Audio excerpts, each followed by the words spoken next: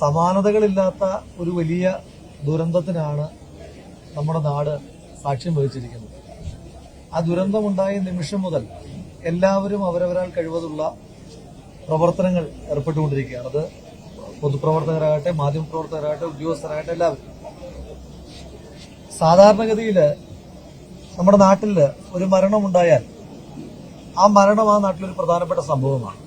കുറെ ആളുകൾ വരുന്നു, കുറെ ആളുകൾ അവർക്ക് വേണ്ടി കരയാനുണ്ടാകുന്നു, ചേർത്ത് പിടിക്കാനുണ്ടാകുന്നു.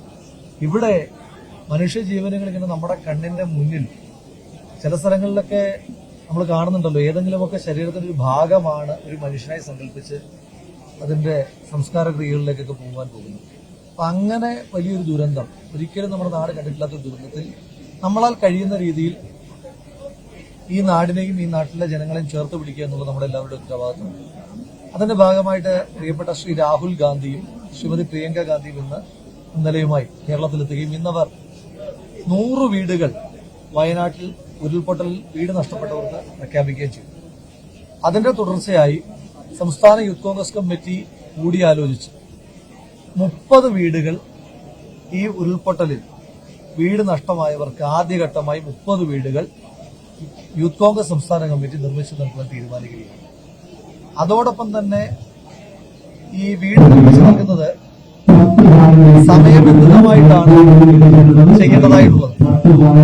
ഇവിടുത്തെ ഒരു പ്രധാനപ്പെട്ട പ്രതിസന്ധി വയനാടായതുകൊണ്ട് തന്നെ ഇനി ആ പ്രദേശത്ത് ഈ ഉരുൾപൊട്ടൽ ഉണ്ടായ സ്ഥലത്ത് വീട് നിർമ്മാണം പൂർത്തീകരിക്കാൻ കഴിയില്ല. സ്ഥലം ഒരു പ്രശ്നമാണ്. അത് ഗവൺമെന്റുമായിട്ട് സംസാരിച്ച് പരിഹാരം കണ്ടെത്തും. അതുവരെ ഇവർക്കൊരു കാലതാമസം ഉണ്ടാകാൻ പാടില്ല. ഈ ക്യാമ്പുകളിൽ ഇവരിങ്ങനെ നിർത്തുവാൻ പാടില്ല എന്നുള്ള സർക്കാരിന്റെ തീരുമാനം വളരെ ശരിയാണ്. നമ്മൾ ആ തീരുമാനം ആദ്യം പ്രപ്പോസ് ചെയ്തത് കോൺഗ്രസാണ്, പ്രതിപക്ഷം. ആ തീരുമാനത്തിന്റെ ഭാഗമായി എത്രയും പെട്ടെന്ന് ഇവരെ സർക്കാരിന്റെ ക്രമീകരണത്തിൽ വാടക വീടുകളിലേക്ക് മാറ്റുന്നതായിട്ടാണ്. ആ വാടക വീടുകളിലേക്ക് മാറുമ്പോൾ സർക്കാർ വാടക മാത്രമാണ് നൽകുന്നത്. 50 വീടുകൾ ഒരുക്കാൻ 30 വീടുകൾ നിർമ്മിച്ചു നൽകുന്നത് കൂടാതെ അതുവരെയുള്ള സമയത്ത് 50 വീടുകളിലേക്ക് മാറുന്ന ആളുകൾക്ക് ആവശ്യമായിട്ടുള്ള വീട്ടു സാധനങ്ങൾ ഒരുങ്ങി ആ വീടുകൾ ഒരുക്കുവാൻ യൂത്ത് കോൺഗ്രസ് സംസ്ഥാന കമ്മിറ്റി തീരുമാനിച്ചു.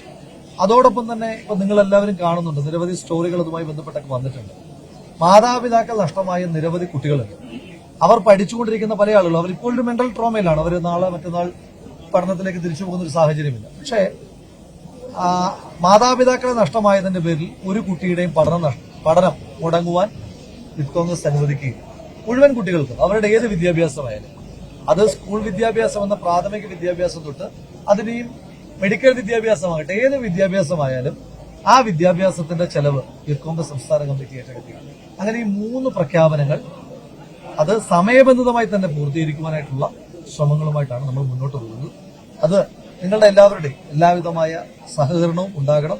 ചെറുതും വലുതുമായ നമ്മൾ എല്ലാവരും കൂടെ ചേർന്ന് പിടിക്കുന്ന ശ്രമങ്ങളിലൂടെ മാത്രമാണ് ഇവരെ പഴയ ജീവിതത്തിലേക്ക് കൊണ്ടുവരാൻ കഴിയും എന്ന് ഞാൻ പ്രഖ്യാപിക്കുന്നില്ല. കാരണം നഷ്ടമായ ജീവനുകൾക്കും അവരുടെ വർഷങ്ങളായിട്ടുള്ള അധ്വാനത്തിന് പകരമാകുവാൻ നമ്മുടെ ഒരു കാര്യത്തിനും കഴിയുകയും, പക്ഷെ ഇതൊരു നമ്മുടെ സഹായത്തിനപ്പുറം നമ്മുടെ കർത്തവ്യമാണ് ചെയ്യാനായിട്ട്.